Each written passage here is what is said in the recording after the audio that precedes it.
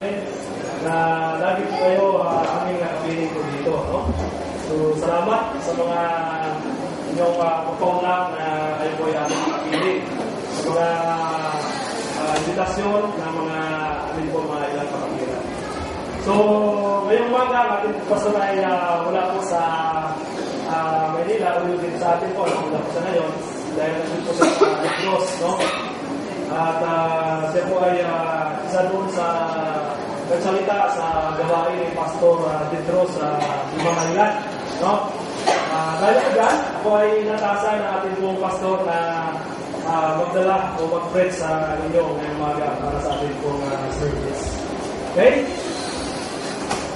Pakitawag po ng mga nasa labas at tayo po ay mag-aaral ng salita po ng Panginoon. No? Sayang, nandito po tayo. Hindi po para nandiyan sa labas. Right. Nandito po tayo para mag-aaral ng salita po ng Panginoon. Right. No? So, pakitawag po at tayo po ay magbukas ng ating mga Biblia sa aklat ng Romans. Romans chapter 1, verse 16 down to 18. Diyan po natin kunin ang ating pong mensahe ngayong umaga. Romans chapter 1, verse 16 down to 18. Paul says, "For I am not ashamed of the gospel of Christ, for it is the power of God unto salvation to everyone that believeth, to the Jews first, and also to the Gentile. For therein is the righteousness of God revealed from faith to faith, as it is written, the just shall live by faith. For the wrath of God is revealed from heaven against all ungodliness and unrighteousness of men, who hold the truth in unrighteousness." Tayo po muna manalangin para sa pagpatuloy natin sa ating pag-usapan. Ama namin Diyos na nakila sa lahat, salamat po Panginoon sa isang pagkakataon na ibinigay niyo po Panginoon sa amin po sa umaga ito.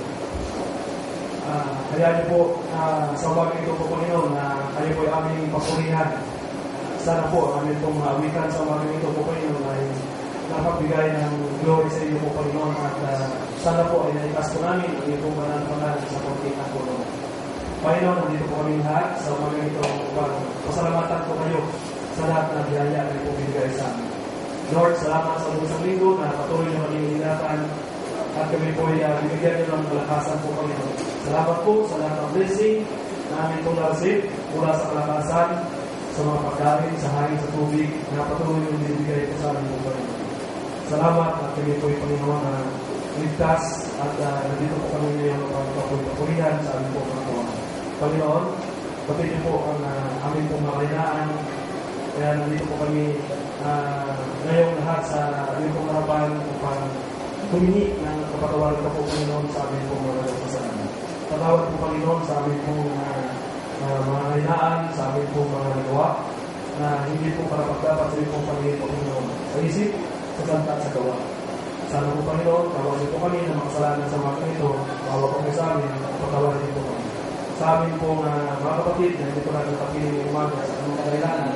Panginoon, kami po sila tinataas sa inyo at dinadalangin sana po ipatubayan po Panginoon. Ito po sana ang gawa sa amin po natin ng umaga at ang tagumpay po Panginoon ang aming pong gawain at kapiling natin sa inyo. Dinadali po kami po mga pastor sa kanya pong pagpunta doon sa Bakulod po Panginoon at sa kanya po mga mensahe na binitawan ko sa naibutok niya kung palayo po Panginoon, kung palayo po ang mission ng Panginoon po Panginoon. At dalahin po namin ang po patuloy na pag-inan sa kanya sa kanya po pagbalik po Panginoon. Natali po mga kapatid namin sa malayo po Panginoon at ikapusan ang siya magpaparas sa buwan. Sa amin po patuloy po Panginoon ngayong umaga ang papulit po sa salamat at nabalik po natin sa inyo at tanumpay ng inyong gawain at ibigay po natin sa inyo po Panginoon. Salamat po Lord. Ito po ang aming samot dalahin at salamat sa matamis na pangalan ni Cristo Jesus. Amen. Okay? So, ang ating pong mensahe ay atin po kukunin po dyan sa isang verse po, sa verse 18, no? Yung dalawang verse na 16 to 17, dinamay na lang po natin po, no? Sabi po rito sa verse 18, dyan po natin kukunin, "For the wrath of God is revealed from heaven against all ungodliness and unrighteousness of men, who hold the truth in unrighteousness." Ang sabi po sa Tagalog, babasahin ko po, nahayag mula sa langit ang tuon ng Diyos laban sa lahat ng kalapastanganan at kasamaan ng mga taong hindi mismo sa kanilang kasamaan ay hinahadangan ang katotohanan. In this passage, atin po dyan mapapansin mga kapatid na God condemned all ungodliness and unrighteousness na ginagawa ng tao. Why? Because sabi ni Paul, it is hold the truth. Ito raw ang humahadlang sa mga katotohanan tungkol sa mga pamantayan at aral ng Diyos na dapat nasundin ng tao. At makikita po natin dyan, nais ko palang ibigay sa inyo, bakit ungodliness, ano ba ang ungodliness at saka yung unrighteousness na ito mga kapatid? Ano bang ibig sabihin ito sa atin pong salita na Tagalog, ito po yung ungodliness at saka yung unrighteousness. Ito yung mga works of the flesh, Mga, kung sa madaling sabi, ito po yung mga immorality na ginagawa ng tao. Yung mga immorality. At ito po yung mga work of the flesh ay makikita po natin po dyan sa 2 Timothy chapter 3, verse 1 to 15. Diyan po natin makikita po dyan yung mga work of the flesh. Sa 2 Timothy chapter 1, chapter 3, verse 1 to 15, at saka sa Galatians chapter 5, 19 to 21. Atin po dyan makikita yung mga work of the flesh. Tayo po ngayon, mga kapatid, ay namumuhay na sa mga huling araw ng ating pong panahon. Panahon na kung saan ang mga tao ay pilit na binabago yung standard and moral code na ibinigay ng Diyos noon ng unang panahon. So, FPC standard and moral code, ito po yung mga standard means pamantayan. Pamantayan. At ang sabi po doon sa moral code, ang ibig sabihin po ito ay aral at mga alituntunin na binigay ng Diyos sa tao noong una pang panahon. Mga aral tungkol sa kabutihan at kagandang asal na dapat sundin natin o gawin natin ng mga tao habang tayo po ay nandito pa po sa lupa. God gave His standards and moral code in the time of Moses.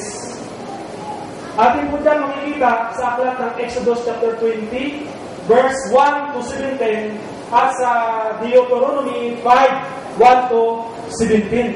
Makikita po natin dyan itong mga pamantayan tungkol sa moralidad ng tao.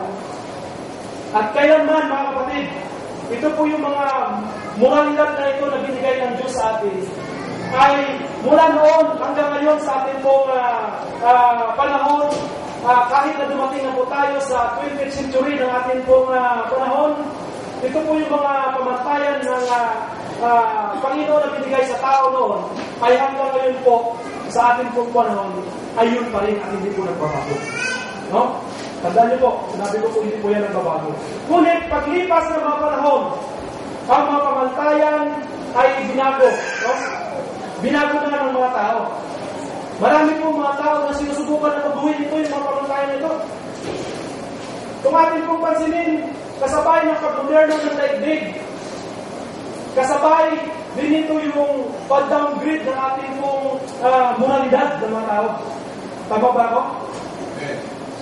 Ang kabutihan asal at ang kagandahang loob na binigay ng Diyos sa tao noong unang panahon, ito ay nagiging walang halaga sa ating pong panahon ngayon. At ito po ay unti-unting nagbabago. Agree ba kayo doon?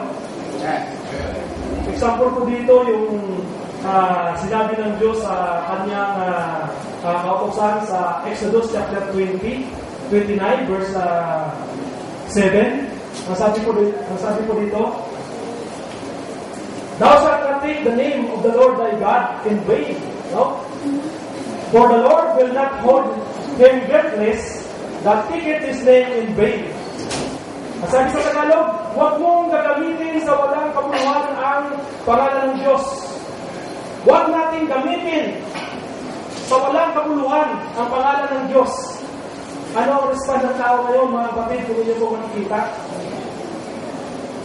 May halaga ba sa kanila yung utos na ito sa ating panahon ngayon? Mga kapatid, ang response ng mga tao ngayon, mga kapatid, makikita po natin. No? Ito yung salita ng God o Diyos, mga kapatid. Ito ay very common na lamang na gamitin ng tao doon sa kanilang mga conversation. I'm right? Hey, Christian! Hindi po tayo ligtas dito dahil hanggang ngayon, kahit tayo po yung mga Kristiyano, ito po yung mga kawalang bagay na mga salita ay lumalabas din sa lahat ng pangalan ng Diyos ay madalas natin ginagamit sa walang kabuluhanan na mga bagay. Bigyan nyo yung example, mga kapatid. Diba? Munting gulat lang ngayon sa tao. Diba? Ano sabi nila? Diyos ko dahil. Diyos ko po. Diba? Sabi nila agad ay, Diyos ko. Diba? Pag mayroong problema na dumarating sa mga tao, pag mayroong dumarating, lalo-lalo sa mga bayan, no? Sorry kung nakasabi ako dyan, ano? Marinig po natin, kapag may problema, sabi ko agad, kapag nakarinig siya ng problema, higit sa lahat sa kanyang mga pamilya, ano sabi? Ay, Diyos ko. Diba? Marinig po natin yan, diba kapatid? At kahit ngayon, ginagamit po natin yan. At sa mga sosyal ng mga tao, ano ang sabi nila? Ay, Jesus. Diba? Oh my gosh. Diba? Gosh. Doon sa mga taong kantukoy, ano ang sabi nila? Diyos ko dahil. Diba? Sinama pa nila yung pangalan ng ating ministro si Dahil. Diba din niyo ito, mga kapatid? Pero, ano talaga ang sabi dito sa binasa po natin na talata? Balikan po natin doon sa Exodus 29 verse 7. Huwag mong gamitin sa walang kapuluhanan ang pangalan ng Diyos. Ano ang sabi niya in this verse? Kapag ginamit mo ito sa walang kapuluhanan, sabi ng Diyos, tiyak na ikaw ay parurusahan.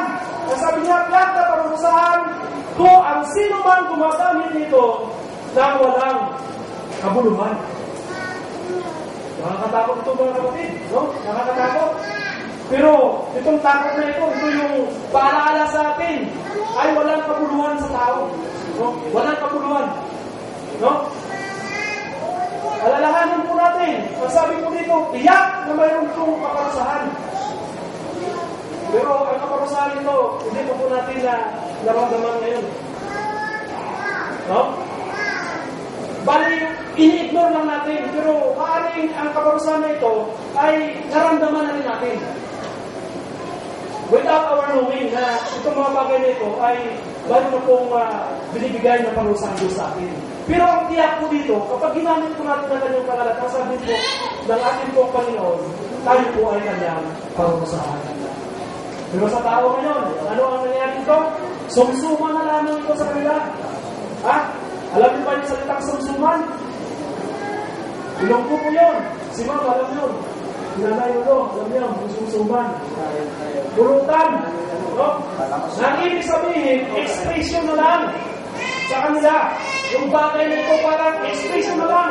Wala na, kumo na lang. No? Bilit kumo na lang. Mga kapatid, tiniyak ang sabi ko yan sa Exodus 29, 7, tiyak ang naparusahan ko ang mga gumagamit ito. No? Another example, dito po sa Exodus 20 verse 8, sabi niya, remember the Sabbath day. Tama ba yung sinabi ko kanina? 20 yata, verse 7 yun, diba? Bakit 29 ako? Ito yung pangalawa sa Exodus 20 verse 8. Remember the Sabbath day to keep it holy. What do you think? It is a command or hindi? Ito po yung command, no? Kung ito ay utos na, ito po yung utos atin, so, dapat sundin po natin. Alright? Dapat sundin po natin. Dahil ito po yung utos. Ngunit, ito ba ang tanong? Ang tanong ko ngayon umaga sa ating tungkol, ito ba ay sinusunod po natin religiously? Ha? Sinusunod dito na religiously na utos sa ito? Pakitasan tayo naman. Ito, magulang din ata. Sinasabi ko ito, magulang. Ang lahat ay hindi po sumusunod religiously. No? So, minsan siguro sinusunod po natin. No? Pero mas kadalas, hindi po natin ito binibigyan ng atensyon o priority sa ating pong mga buhay. No? Less priority nga, ika na sa buko nila. Sabi ng Diyos, you have 6 days to labor for yourself. You have 6 days para gawin at tapusin natin ang ating mga tinatrabaho. But the 7 days is the Sabbath of the Lord thy God. Maniwanag ang utos po dito ng ating pong Panginoon. Mayroon po tayong 6 na araw para tapusin ang lahat po nating mga ginagawa. No? Pero ano ang ginagawa po natin? Saan ngayon ang mga Kristiyano? Ngayon, araw ng Linggo. Tingnan mo ang sarili mo dyan. Tingnan mo ang upuan. Mga kapatid, saan ang ilan sa atin ngayon na mga nagsasabi na sila po yung mga Kristiyano? Tingnan po natin ang ating upuan. Dahil kung nandito po sila ngayon, wala pong nababakante po dyan. Right. Tama? Tama po. Wala pong nababakante po dyan. Kapatid, tunghayan po natin na sinabi po ng Diyos. Doon sa Exodus chapter 20, verse 8, mga kapatid. Huwag natin kaligtaan. No? At ito ay sinabi niya na dapat po natin alalahanin. Mga kapatid, dapat po natin alalahanin. Hindi po lamang na dapat po natin alalahanin, kundi ang sabi pa po niya dito, ay dapat po na ilaan po natin sa Kanya. Sapagkat ang pagpitong araw na yan ay hindi po para sa atin, hindi po para sa inyo, hindi po para sa iyo, kundi yun ay para sa Panginoon. No? So ito po yung kaman. Pero ang Kristiano ngayon saan? Araw ng Linggo. Wala. Sabi ng iba, ito na. Pagkakataon ko na ito. Wala si pastor ngayon eh. Sa Bacolod. Diba? Wala si pastor sa Bacolod. Kaya ang iba, sabi nila, hayaan mo muna sila dyan. Hayaan mo muna si Brother Ray. Hayaan mo muna si David Lindo. Wala namang kalatarin na ito yan pag nag-preach ko dyan sa pulpito. Pagkakataon ko na ito. Hayaan mo na sila dyan. Mga kapatid, nagkakamali po tayo po doon. Ha? Kapatid, sa akin po, wala po kayong utang. Tungkol po sa inyong inisip po sa inyong mga gagawin, tungkol po dyan. Sa sabi na banggit ko. Pero sa Diyos, mayroon po tayong babayaran kung atin pong ginagawa ito. Amen. Right. Buksan niyo po ang inyong pong mga Biblia sa 1 Thessalonians chapter 4 verse 7-8, mga kapatid. Ha?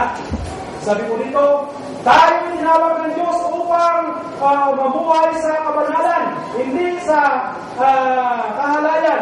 Kaya ang sino mang ayaw sumunod sa katuruan, ito ay hindi sa tao sumusuway, kundi sa Diyos na siyang nagkaloob sa inyo ng Kanyang Espiritu Santo. Ha? Di ba na? Hindi kayo, wala kayong utang sa akin, hindi ko kayo pwedeng silin, pero sa Diyos ay mayroon po tayong pagkakautang. Iniwanan po ito, mga kapatid. Madalas saan ang Kristiyano, mga kapatid? Bibigyan ko lang ng konting iilap ulit natin ng kaunti. Ang iba doon kay Mr. Plain. Alam niyo kay Mr. Plain? Nandoon, nagpupula at pagbahobad. Nagtanang mga labada. Mr. Plain ginagamit. Oo, Mr. Plain na ginagamit eh. Ang iba doon sa bahay nila, nagpapatigas. Alam mo ba, brother Lea, nagpapatigas? Kasahin, ha? Nagpapatigas at naghahalo ng siminto. Dahil gumagawa sila ng bahay nila. Amen. Ang ibang Kristiano ay nandoon sa kanyang kumpanya, pininuyan doon sa kumpanya nila. Sayang, bumulpi kasi pag lingkugad ng kanilang dahilan. Right. Diba? Tama? Tama po. Pero ano ba talaga ang sinabi ng talata natin kung binasa ko dyan sa chapter 8? Ang sabi ko doon, ang sabi ng Diyos, Pagdating ng Sabbath, which is Sunday, ano ang ating gagawin? Alalahanin natin ang araw ng linggo. Hindi lamang lalahanin, kasi sinabi ko kanina, kung dito po, ilaan po natin sa Kanya. Sapagkat ang linggo, ang araw ng linggo, ay hindi po sa atin. Ito'y para sa atin po. The title of our message this morning is about the new morality, immorality, and morality. Morality. The new morality, immorality, and morality. Tatalakay po natin dyan. Lista niyo po. Sabi ng iba, ang mundo ngayon ay very sophisticated na, sobrang moderno. Ay upgrade. At maaari, sa inyo po, nag-upgrade din po kayo. No? At tayo dito, sabi nila, mas lalong napagaan ang mga ginagawa ng tao dahil sa tayo po ngayon ay nasa computer age na. Tama? Sa computer age na po tayo yan, ba? Right. Tayo ngayon ay nasa computer age na. May tanong po ako. Itong sa inyong lahat. Ngayong umaga, sino po ba dito ang walang computer sa bahay? O ako lang? O si Sister... sigurado kayo, ha? Sigurado kayo? Kung wala kayong computer sa bahay nyo. O, ito. Sino yung walang cellphone? Kung si Tatan. Dito tayo dito, si Ate Miel, dalawa. Alas na po tayo ng cellphone. Sino may Facebook sa bahay? Sino? Internet. Lahat po ay may Facebook at internet po lahat. iPad! iPad! O wala kayo dito. Itim. Sino may itim? Wala ka yan. Itim. Gastos yan. Mga kapatid, ito po yung katotohanan mga kapatid, na tayo po ngayon ay nasa modernong panahon na. Right. Dahil yan ay tulong po yan ng sinsya mga kapatid. No? Nasa computer age na po tayo. No? Itim! Sa ngayon, dahil sa itim, napakadali natin tumanggap ng ating pong sahod. Tama?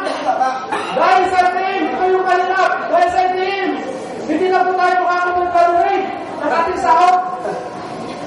Dahil dati, nung wala pang itim, tayo po ay sinasawa ng kumpanya, as, di ba? As, ibinibigay natin sa misis natin, as.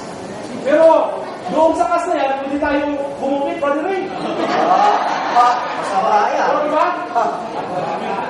Pero ngayon, hindi po pwede tayo magkupit. Dahil ang binibigyan po natin sa ating pong misis, ay hindi po kas, kundi itim na. O, di ba?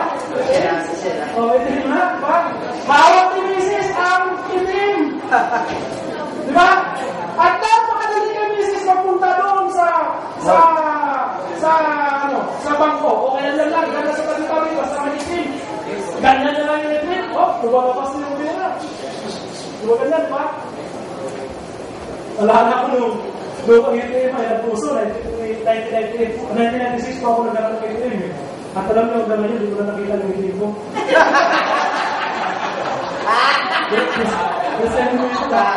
Patay. Wala kang palakay yan. Hindi ko na nakita. Pero, ito yung matindi battery. Ito matindi.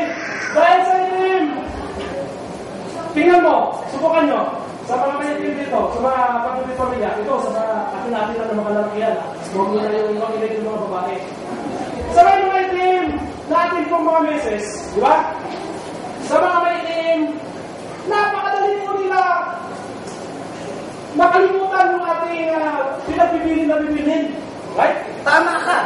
Alam mo, Madali lang, pero yung pinag-itim po natin, at saka yung araw ng sahod, hindi po nila makakalimutan dahil sila tulog.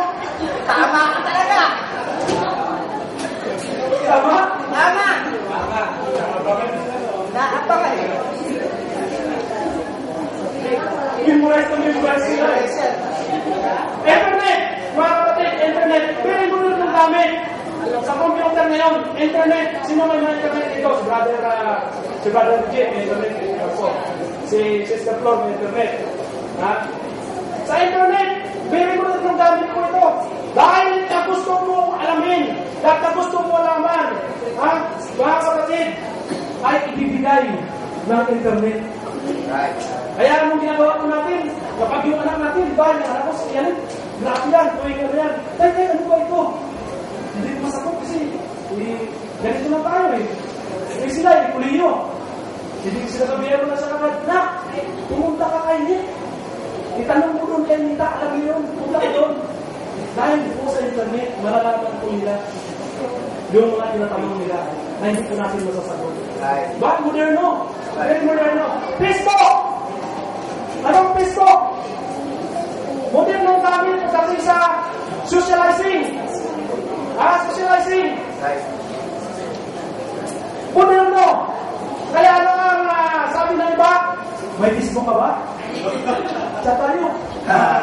Diba? Chat tayo. At napakadali alamin yung ating pong mga mahal sa buhay na nandoon sa ibang bansa. Kahit sa sarang sulok ng mundo, basta may Facebook doon, pindutin mo at ibigay yung kanyang account. Magchat-chat na kayong dalawa doon. Kaya kami ni Brother Ben, hindi po ako na marunong at hindi po ako mahilig ko dito. No? Hindi po ako mahilig dito sa Facebook na ito. Pero dahil po pagkabits doon sa opisina, lahat sila ng mga account, Facebook, sabi ng mga bata ko, simahata lang, wala account sa internet. Facebook. Sige, gawin mo ko dyan. Ay, nakikita ko yung mga picture niya doon sa Facebook. Nandun ang picture ni Sister Midalin, ni Brother Ben. Nakatiwag-wag doon, pati yung mga anak ko nandun. Facebook ni Sister Josephine nandun. Sino pa may mga Facebook dito? Marami. Pati yung ating church nandun, nakita ko doon sa Facebook, nandun, naka-paste sa Facebook. Kung imagine niyo yan, cellphone, napakalaking tulong para sa ating pong mga business ng cellphone, mga kapatid. No? Napakalaking tulong po ito. Bukod sa napakalaking tulong para sa ating pong panghanap buhay, ito po ay napakalaking tulong din para i-monitor po natin yung ating pong mga mahal sa buhay na malayo sa atin. Diba habang tayo nagtrabaho? Napakadali. In our time, we enjoy using this modern gadget. Am I right? Right. Enjoy po tayo. Pero ang tanong ko sa atin lahat ngayong umaga, kasabay ba ng pagmoderno ng daigdig natin? Ito ba ay nakapag-contribute para lalong pagandahin ang moralidad ng tao? Ano ang opinion nyo? Sa akin po, kung ako po ninyong tatanungin, ay hindi po. Imbes na tayo po ay magiging progressive, retrogression o downgrading, downward progression, ang ating po nakukuha dito. Babaliktad, babalik, o bababa. Despite sa modernong gamit na ito, ating pong ginagamit ngayon, mga ginagamit natin ngayon, at ito, naging contributor po ito sa pagbaba ng ating pong moralidad na tao. Right, amen. Internet, mga kapatid, marami ang napapahamak tayo dito. Totoo? Marami napapahamak dito. At walang pinipilit kung sino ang kanya pong pipiktimahin. Tandaan po natin ito. Alam nyo, nag-enjoy na tayo sa internet, mga kapatid. Wala pong pinipili, bata man o matanda. Ano ang katayuan mo, mga kapatid? Ngunit ang malaking tanong, ano ba ang nandyan sa internet? Ano ba ang nandyan sa loob ng internet na yan? Ang malaking tanong, ano ang nandyan sa internet? Bakit nahuhumaling ang tao? Okay?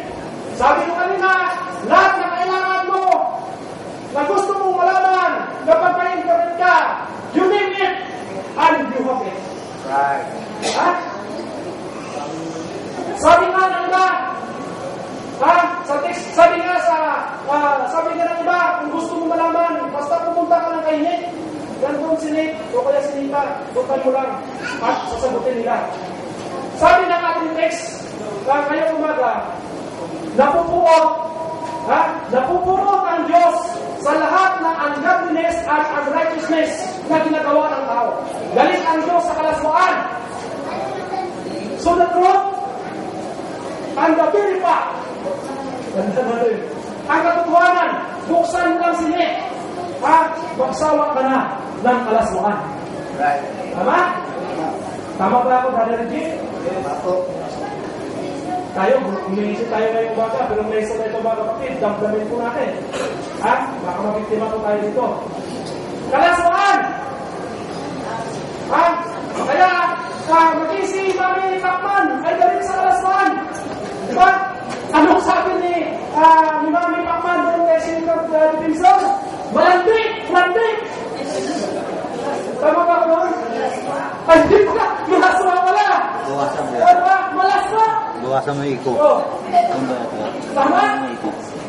Imagine po nyo mga kapatid, sinabi ko kanina, yung internet ay wala pong edad na pinipili po yan na kanya po bibiktimahin ang internet na dahil po.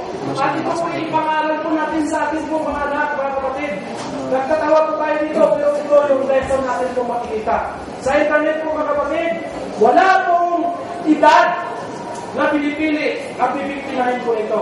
Basta marunong kumindot doon at magbukas ng internet, siya po ay maaaring mabiktima ng internet, ng kalaswaan sa internet.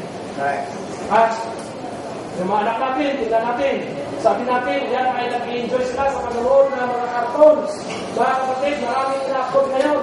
Ang cartoons ay puro kalaswaan. Mga kapatid, tingnan po natin.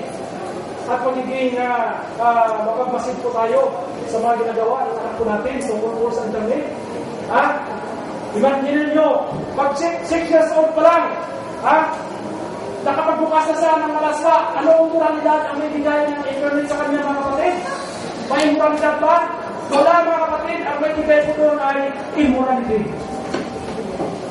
Immorality. Facebook! Recently, we heard the news from TV Patrol na babae tinatay sa Mandaluyong City. Marinig niyo yun? Dahil sa Facebook, nakipag-iPhone lang siya doon sa kanyang Facebook. At siya po ay pinatay. Dahil ang kanyang palang iPhone doon sa Facebook na kapatid ay isang magnanakaw at isang mamamatay tao. Another! Recently lang, ito si Romero, yung dating artista, na producer siya, di ba? Taribero. Siya isang director sa artista, di ba? Sinaksak rin siya ng kanyang iPhone dahil doon sa Facebook. Ano nangyari? Anong dahilan doon? Facebook. Mga kapatid, cellphone. Marami ang nabalitaan natin na dinudap ng cellphone. Noong isang araw lang, yung aking anak, yung kanyang cellphone na katago-tago niya, ay dinukot doon sa LRT. No? Maraming pinatay dahil sa cellphone na kapatid. Dahil sa cellphone ay maraming ginahasa. Immorality. Dahil sa cellphone, ang masaklap, ginahasa na. Then, download pa. Pinekturan, download doon sa internet. So, ano nangyari? Ang lahat na kalaswaan na ginagawa sa kanya ay nakita pa ng maraming tao doon sa internet. So, anong lesson? Mga kinukuha dyan, mga kapatid. Ang pinakamasaklap po dito, mga kapatid, ang gumawa nito ng kabulastugan na ito o kahalayan na ito, ng immoralidad na ito, ay walang iba kundi yung pulis mismo. Diba? Nalala nyo sa TV Patrol? Right. So mga kapatid, gaano ka-immoral ang taong ito? Binahasa na. Ngayon, tanungin ko kayo. May nagawa ba na maganda ang modernong mga gadget na ito? Yes, meron. Mga kapatid, marami. We are enjoying using these modern gadgets. But, mga kapatid, anong lesson ang ating makuha po dito ngayong umaga? Papiyaw ko lang po ito, mga kapatid, sa mensahe ko ngayong umaga. Anong lesson ang ating po makikita po dito? Hindi po lahat na gamit na magaganda. Dahil nagamit po natin ngayon, o mga sophisticated na gamit ngayon, ay magbibigay sa atin po ng advantages. Ito po ay mayroon din binibigay sa atin na disadvantages. Okay? Malinaw mga kapatid. So, paggamit po natin dito, be responsible. Dapat maging responsable po tayo. Higit sa lahat yung mga tatay ng pamilya. Turuan yung ating pong mga anak kung paano gamitin ang tama itong mga gadget na ito. O, di ba? Diba? So, ito po, lesson po sa amin ito. Dahil kami po ay nahahack ngayon, nahahack yung ating po mga internet, nahahack ng mga hackers. Ano ang gawin po natin, mga kapatid? Don't talk to strangers. Huwag makitang eyeball doon sa mga tao na hindi po natin kilala. Right. Diba? Huwag tayo pumayag na makipagkita kung saan-saan. At higit sa lahat, huwag natin i-upload ang cellphone number po natin doon sa ating po mga net. Sapagkat yung mga devil doon, yung mga kampon sa talas, ay umabang po dyan, handang sumila sa inyo. Handang siyahin po tayo dyan. Isang modus operandi nila dito, alam niyo, marami ng biktima, marami po tayo dito. Nasabi po nila, tatawagan ka nila, di ba? Alam nila, number kanton sa net mo tatawagan ka nila. Hello, Miss Malanay, kumusta ka dito sa ako isang doktor. Ang tatay mo ngayon o kapatid mo ngayon ay nandito sa hospital, itong hospital. O di ba? Ngayon, sasabihin na, dadaanan kita, may sasakyan ako dito dahil malapit ka ako. Nakita ko tatay mo. O di ba? Ako nagdala, alam ko. Ngayon ka naman, without our conscience, dahil itong ka na, dahil umiiyak ka pa di ba? Magbabagod sa bahay, pasok ka na doon sa sasakyan na. Pagpasok ko doon sa sasakyan, yan wala, no dapper. Diba? Dahil doon sa cellphone. So, be responsible person. Kaya ano ang sabi niya po sa Paul? Kay Timoteo, doon sa 2 Timothy chapter 3 verse 1 and 5. Ating pupuksan natin sa Bible. At sabi ko dito, dapat po malaman na sa mga huling araw ay magkaroon ng mga kahirapan. Sabi ko kanina, di araw dalas din na ngayon. No? Ang mga tao ay magiging makasarili. Anong ginawa ng pulis doon? Diba? Sarili niya lang inisip ka. Sakit sa salapi, palalo, mapanahas, mapagsalamdala, suwain sa magulang, walang utang na loob, at makastangan sa Diyos. Doon sa verse 3, sila ay magiging malupit, walang hatag, mapanilang puri, marahas, mapusok, na mumuhi sa mabuti.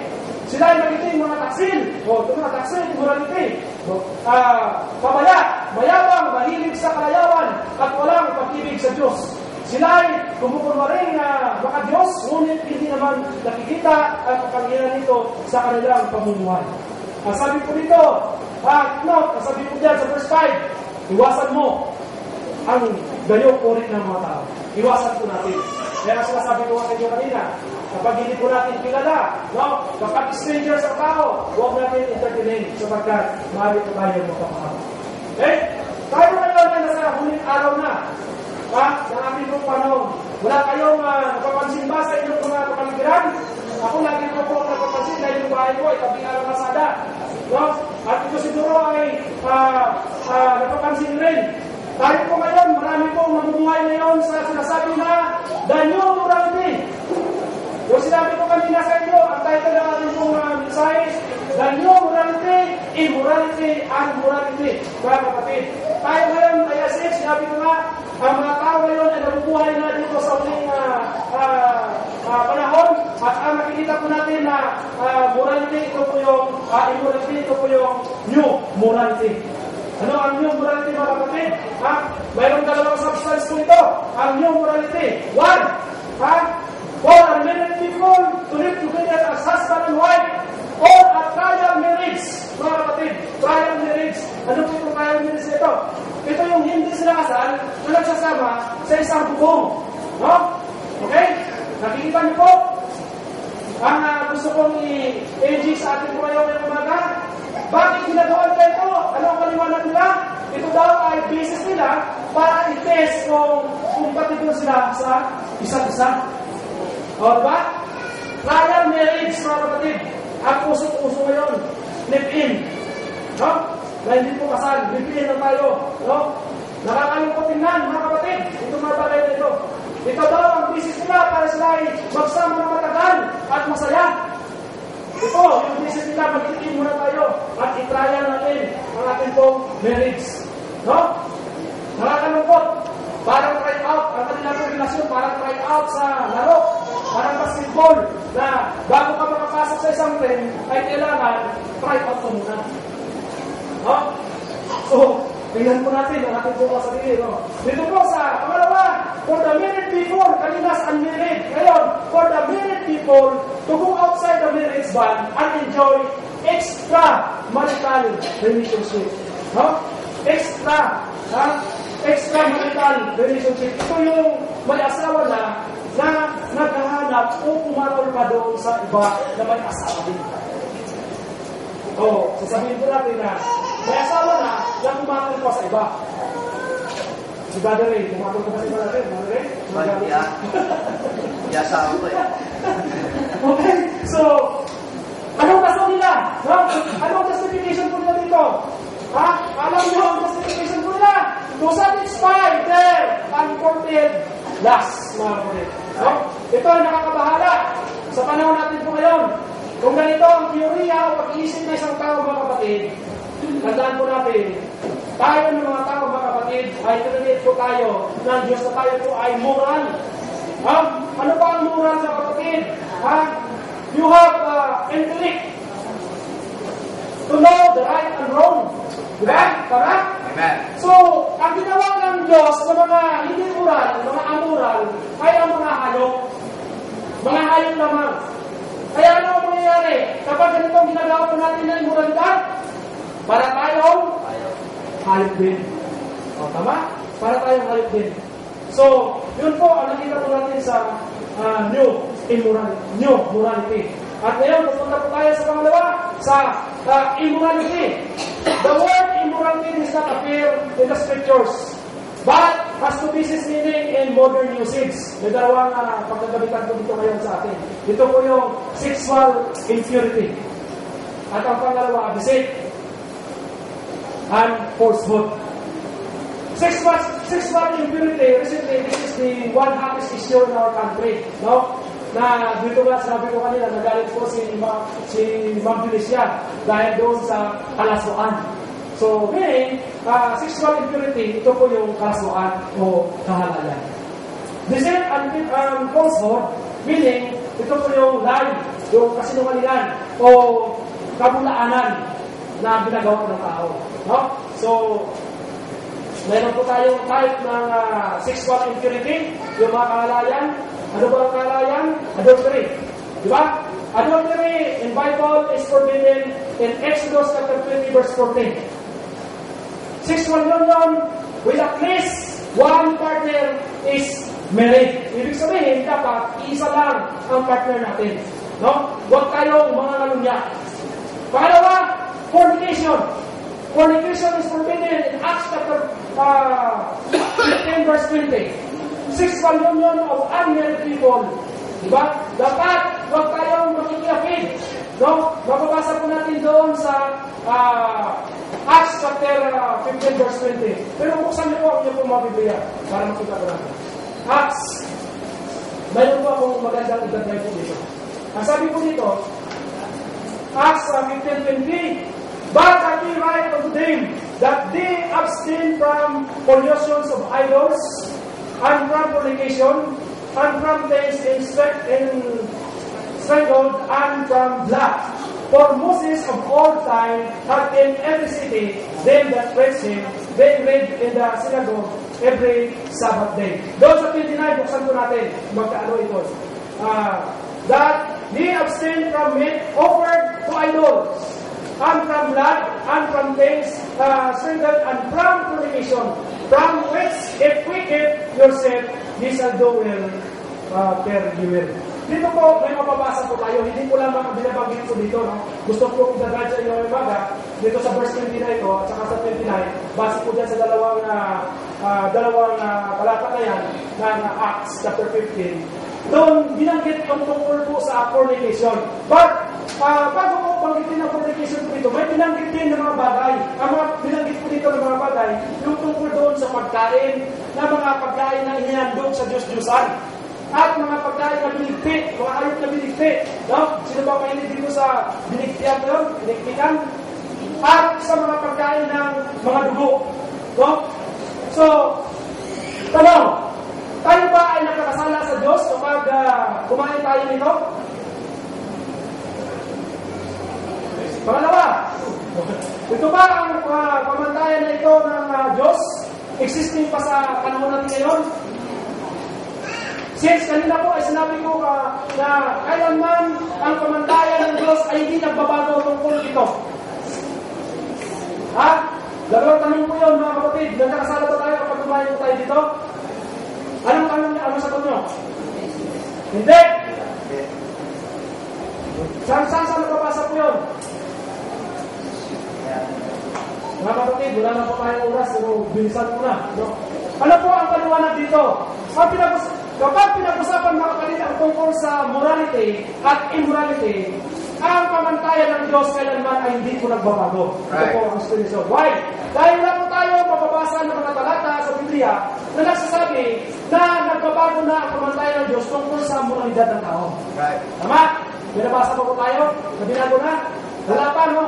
Pero pagdating sa mga pagkain na inofers idols o sa mga Diyos-Diyusan o sa pagkain ng mga pagkain binigpit ng mga hayop o pagkain ng dugo ng hayop mga kapatid, ano ang paliwanag report po dito mga kapatid? Ang sabi po niya ay hindi po tayo nagkakasala. Sabi nito. Saan po natin makikita? In 1 Corinthians chapter 8, verse 1 and 13. Diyan po natin makikita. Pag binasa po natin lahat po yan. Kahit yan lang po, ay atin po yan. Malalaman na kayong umaga at mapasok sa atin po mapuputi. Malaking batay na po ito. Dahil madalas po tayo makapag-argumento sa mga tao na hindi kumakain na ganito. Right. So ito po ay sinabi po dito sa 1 Corinthians chapter 8, verse 1 and 13. Nasabi po dito ang ating pong pagbasahin. Doon na lang po tayo sa verse 4. Nasabi niya, kaya nga tungkol sa pagkain niya doon sa Diyos-Diyusan, alam natin ang mga Diyos-Diyusan ay nalawan ng mga bagay na di totoo. Sinabi po yan kanina ng ating pong preacher sa ating pong Sunday school, no? At sa ating pong devotion. At alam natin, isa lamang ang Diyos. No? Ibig sabihin, ito yung mga pinag-uupiran po nila kung sa atin, mga Kristiyan, ito po yung walang kwenta sa atin, walang dating. No? Dahil ito po hindi totoo. Ay ating paniniwala, iisa lang po ang totoong Diyos. Amen? Dito po sa verse 8, sabi po, ang pagkain ay walang kinalaman, ang pagkain sa mga bagay na ito ay walang kinalaman sa katayuan natin sa harap ng Diyos. Sabi ni Paul, walang mawawala sa atin kung hindi tayo kumain ng ganitong pagkain at wala rin mabuting o maidulot na mabuti sa atin kung kumain tayo niyaon. O, diba? So, maliwanag po ito. No? Pero pagdating dito sa susunod na mga verses ko dyan, bakit pinaingat po tayo ni Paul, mga kapatid? Ito po yung mga discussion ngayon, nakakipag-debate po ako dito sa isang bata ko na andun po siya ng dating daan. No? Dahil hindi siya talaga kumakain ng mga ganito. So, ito po ay dapat natin isabihin sa kanya. Ito po sinabi ko sa kanya, natatawan kami. Walang dating sa akin yan. Kahit ilang santo gawin mo dyan at ilang nakaya mo dyan. Pero, bakit pinagpaingat po tayo dito ni Paul, mga kapatid? Sapagkat, sabi ko dito, ang inspiration ni Paul, mga kapatid, sapagkat marami po sa atin, mayroon po tayo mga kapatiran, na mayroong may hina pa ang pananampalataya. Na ang kanilang belief noon ay bawal ang kumain ito. Right. Na ang kanilang pananampalataya. Kaya, kung tayo po sabi ni Paul ay kumain sa harapan nila, ito po ay makakatisod sa kanila. Right. Diba? Amen. Eh tayo nun, gano'n din ang kanilang natin. Nakapag-kumain tayo nito, mali, yun po lang, pinag-kumanagan tayo ng ganito, ay masarap pa ng kumain ng mga ganito at walang kinalaman ng ating kapayuan sa Diyos. Right. So, bakit hindi tayo kain sapagkat kung nakakatisod po tayo, ang tayo ni Paul, huwag na lang natin kumain. Mas mabuti na huwag na po tayo kumain para hindi tayo nakakatisod. Okay? So, maliwanag po yan, no? So, pagdating sa imunidad, pagdating sa morality at sa imunidad, mga kapatid, ang pamantayan ng Diyos ay hindi po nagbabago. Pero pagdating sa mga pagkain na yan, mga kapatid, kumain po kayo.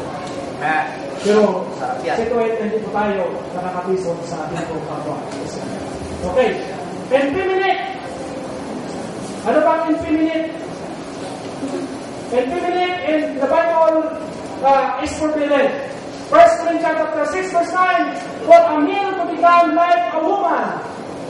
Magiging malambot po siya, so, at delicate. So, mga kapatid, ito po yung mga kilos babae, ibig sabihin ng effeminate. No, effeminate. In short, kabaklaan. Sabi ko doon sa 1 Corinthians chapter 6 verse 9, know ye not that the unrighteousness shall not inherit the kingdom of God? Be not deceived, neither fornicators, nor idolaters, nor idolaters, nor effeminates, nor abusers of themselves with mankind. Okay? So, pinagbabawal ang kilos babae. Kaya kung meron pa po dito sa atin, magbalo ka na kapatid. No. Masturbation is forbidden in 1 Corinthians chapter 6 verse 9 din. Nabasa po natin. Ano ba ang masturbation mga kapatid? Ito po yung homosexuality. Nakikisama sa kapwa lalaki. Ito yung mga taong mahilig mag-ispadahan.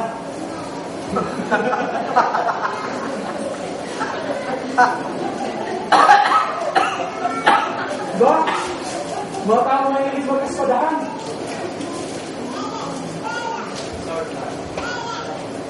Warmonger. Ano ba ang ibig sabihin ng warmonger? Mga kapatid, ang warmonger sa Tagalog po ay nakikiapid. Nanggaling po siya sa salitang war, means prostitute. Woman has sell himself for money. Lapating mabaro ang lipat sa atin po. No? Inordinate affection is forbidden in Colossians chapter 3 verse 5. Pagka nasa sa naman, homosexual. Ito ang sinabi ko po kanina sa inyo. Tingnan natin yung ating po mga kapitbahay, yung dumadaan sa atin. Ito po ay pinalampad na ang mga bagay na ito, yung homosexual. Pero ang sabi ko doon sa Romans chapter 1 verse 27, ito po ay dapat hindi po natin gagawin. No? Ito po yung mga nangyayari sa Sodom at Gomorrah. No? Diba, pinagkakar sila doon dahil ginawa nila ito. Yung mga homosexual na ito, lalaki sa lalaki. Diba? Then, ang sumunod ay lesbian. Forbidden and also in Romans chapter 1 verse 27, homosexuality involved with woman. No? Ang sumunod ay yung lewdness o kalibugan, kalaswaan. Alam niyo kung mayroon pong tagpo sa isang tagpo sa Biblia na makikita po natin sa Job chapter 20. Kung basahin po yung Judges 20, lahat po yan, makikita po natin, may isang pangyayari po dyan. No? Umpisa nyo sa Judges 19 to chapter 19 to chapter 20, makikita nyo po dyan mga kapatid. Ang nangyayari po dyan, may pinagpapatay. Almost 25,600 na mga tao, na mga Midianites doon sa bayan ng Gibeah, dahil po dito sa lewdness o sa kalaswaan na ito. Mayroon po doon na isang babae, isang mag-asawa, pumunta po sila doon sa Gibeah, ay ginahasa yung kanyang asawa. Nung pumasok doon sila doon sa matanda, sa bahay ng matanda, gusto ng mga Midianites na asawahin, no? O gasain ng kanyang asawang lalaki. Sodomize. Ngunit hindi pumayag yung lalaki. Ang kanyang ginawa, binigyan niya yung kanyang asawa. Yung kanyang asawa ngayon ay ginahasa ng napakaraming Midianites. No? At dahil sa pagkakahasa na ito, kung basahin dyan, namatay po yung babae sa daming naghahasa sa kanya. No? Nung namatay, kinabukasan, nung pagbukas ng lalaki, ng asawa niya sa pintuan, nakita yung asawa niya nakahawak pa doon sa doorknob ng pintuan at patay na. So wala siyang magawa dahil doon sa sabayan ng mga Midianites, ang ginawa niya, sinakay niya doon sa kanyang asno, dinala niya pa uwi, pagdating niya doon sa bayan niya, tinagtad niya yung kanyang asawa ng 12 at ibigay doon sa mga Levites. Bawat lipi, ibigay niya ng isa. So doon, nagalit yung mga Israelites. Nagalit sila dahil sa sobrang kalumalduman na ginawa ng mga Midianites. So ang ginawa, ang sabi, puntahan nila yung Midianites doon sa Gibeah at pagpatayin. Humingi sila ng guidance sa Panginoon. Ang sabi ng Panginoon, pagpatayin ang lahat ng tuwa ng kalumalduman na yan. So, pinatay doon ang mahigit 25,600 ng mga tao, hindi lamang mga tao, kundi pati ang kanya pong mga hayop ay pinatay na. So, natin ba, mga kapatid? No? Dahil lamang doon sa kalibugan ng katawan ng tao. Nakedness! Ha? Ano ba ang nakedness, mga kapatid? Yung kahubaran ng ating pong mga katawan. Nakedness. Isang example po dito sa Exodus chapter 32 verse 15 to 35. Isang tagpo sa Biblia na nagpapakita ng tungkol sa nakedness. Alam niyo ang nakedness, hindi ko lang ito yung pinapakita. Yung humubad ka, yung kahubaran ng iyong katawan na nilalantad mo na ubad. Hindi po yun, mga kapatid. Ang nakedness po dito, makita niyo dito sa Exodus chapter 32 verse 15 to 35. Makikita po natin dyan. Ang Exodus, ang nakedness na ito, makikita po natin, hindi lamang na naghubad ng tao, kundi kasunod ng paghubad na yun ay mayroong ginagawa na immorality. At kasunod ng immorality, ginagawa pa nila yung idolatry.